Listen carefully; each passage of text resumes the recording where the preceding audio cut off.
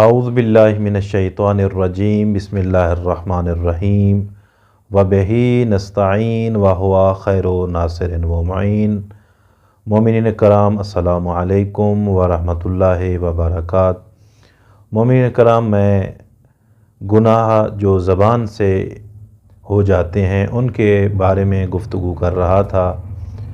ایک بندہ آتا ہے اللہ کے رسول کے پاس، آ کر عرض کرتا ہے اللہ کے نبی، مجھے کوئی ایسا عمل بتائیے جس کی وجہ سے میں جنت میں چلا جاؤں اور جہنم کے قریب ہی نہ جاؤں، یعنی جہنم سے چھٹکارا مل جائے۔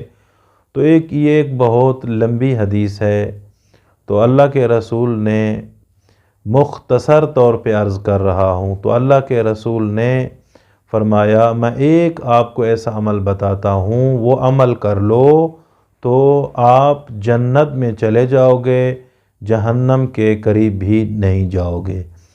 تو سوالی سوال کرتا ہے، یا رسول اللہ بتائیے وہ عمل کون سا ہے؟ تو اللہ کے رسول نے فوراً سے اپنی زبان کو پکڑا اور پکڑ کر کہا، اس زبان کی حفاظت کرو، اس زبان کو روک کر رکھو، کیونکہ اسی زبان کی وجہ سے کافی سارے لوگ ہیں جو جنت میں چلے گئے ہیں، اور کافی سارے ایسے لوگ ہیں جنہوں نے اپنی زبان کے اوپر کنٹرول کیا، وہ آج بھی جنت میں ہیں۔